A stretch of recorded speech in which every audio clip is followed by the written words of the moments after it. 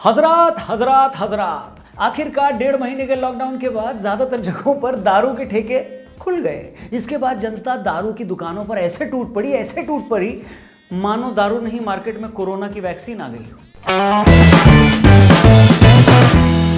नमस्कार, जय हिंद। मैं हूं रौनक और आप देख रहे हैं फनतंत्र। जिन जिन लोगों ने नोटबंदी के टाइम नवंबर की हल्की ठंड में लाइन में खड़े होने पर आफत मचा दी थी, उनमें से बहुत सारे लोग मई की भरी दोपहर में 3-3 किलोमीटर की लाइन लगाकर दारू खरीदने आ गए थे। लोगों ने भीड़ से कपड़े फड़वाए, पुलिस से लठ खाई और अपनी ये तुड़वा ली, मगर मजाल है किसी भी बेवड़े ने चूं तक की हो।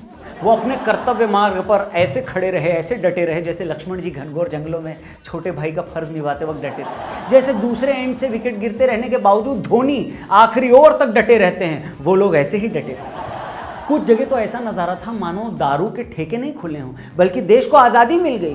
भाई लोगों ने दुकानें खुलने से पहले वहां नारियल फोड़े, पूजा की, तालियां बजाई, रंगोली बनाई। दारू की दुकान चलाने वालों ने भी दारूबाजों से वो लोग गले मिले, उन पर पुष्प वर्षा की। इतना सम्मान तो पिछले दिनों कोरोना वॉरियर्स को नहीं मिला था जितना सम्मान दारूबाज और दुकानदारों ने एक दूसरे का कर दिया।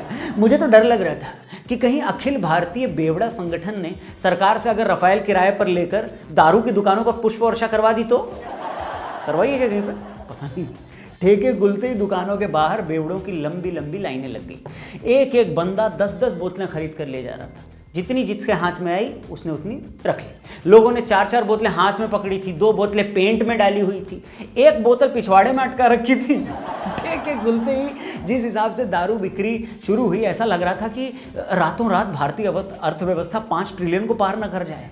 हफ्ता खत्म होते होते भारत अमेरिका से बड़ी अर्थव्यवस्था न बन जाए, और महीना खत्म होने से पहले भारत फिर से सोने की चिड़िया बन गई। तो मैं दावा कर सकता हूं कि दारूबाजों के अलावा अपने काम को लेकर ऐसा पैशन किसी में भी नहीं, ना आप में ना मुझ में। ऐसी एकता किसी और कौम में बिल्कुल नहीं है।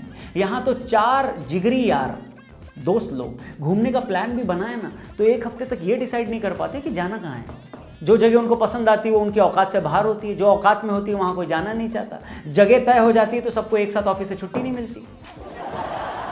वहीं आप दारूबाजों को देखिए, इन लोगों ने कोई प्लान नहीं बनाया, कोई व्हाट्सएप ग्रुप क्रिएट नहीं किया, न ही ट्विटर पर कोई हैशटैग ट्रेंड कराया। लेकिन सोमवार को जैसे ही सूर्य देवता प्रकट हुए, दिल्ली से लेकर के दिसपुर तक और मिर्जापुर से लेकर के मैसूर तक देश भर के दारूबाज भूखे प्यासे बिना नहाए धोए टट्टी किए सड़कों पर आ गए, लाइन लगाए। इससे पहले मेरा जैसा आलसी आदमी सोकर उठ पाता सुबह सुबह लोगों को ठेकों के बाहर लाइन लगाए 4-4 घंटे बीत चुके थे। एटीएम के बाहर 3 लोगों की लाइन देखकर घर चले जाने वाले लोग खुशी खुशी ठेके के बाहर 3-3 किलोमीटर लंबी लाइनों में लगे हुए थे।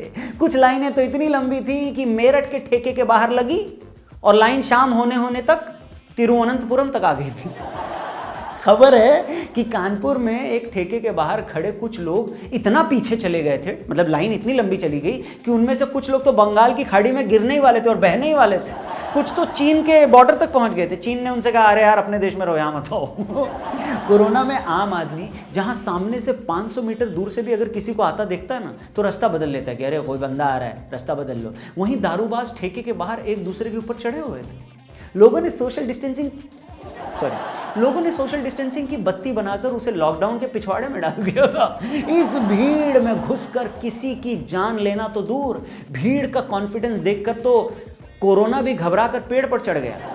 उसने भी अपने बॉस को कहा, बॉस कोरोना बोल रहा हूं, आज अपन काम पे नहीं जाएगा। क्यों काम पे नहीं जाएगा? ये लोग मुझको मार डालेंगे। आखिर मैं भी बाल बच्चे वाला वायरस है, मेरे अंदर भी छोटे छोटे विषाणु तो है ही ना।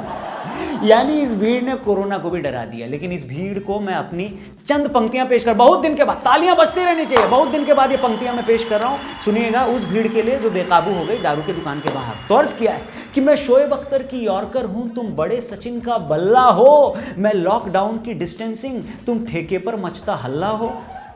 अरे मैं 5 रुपए का पौआ हूं, वैसे तो मैं बउआ हूं।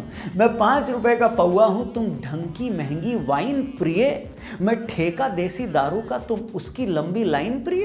वाह। अगली पंक्ति कि तू लहराती उस दिल्ली सी, मैं मुंडा हूं फगवाड़े का। पूछो ना तेरे चक्कर में क्या हाल हुआ पिछवाड़े का। पुलिस ने जो डंडा हाँक के दिया है भाई साहब। और आखिरी दो पंक्ति हर उस इंसान के लिए जो दारू को जीवन समझा हुआ है कि ये दारू वारू छोड़ो तुम, ये दारू वारू छोड़ो तुम, फिर से पकड़ो एकांत प्रिय, वरना तेरे ठर्रे की वजह से होना जाए देहांत प्रिय। Thank you very much. अब मैं यहीं समाप्त करना चाहूँगा। ये वीडियो कैसी लगी आपको? हर उस भाई तक पहुँचाएं जो लाइन में सबसे आगे खड़े रहने की कोशिश कर रहा था। वैसे प्लीज़ आप लोग घर पे रहें, लॉकडाउन का पालन करें। वीडियो अगर यूट्यूब पर देख रहे हैं तो चैनल सब्सक्राइब करें, फेसबुक पर देख रहे हैं तो पेज को लाइक करें। अपना ख्याल रखें, जल्दी मुलाकात होगी। जय हिंद।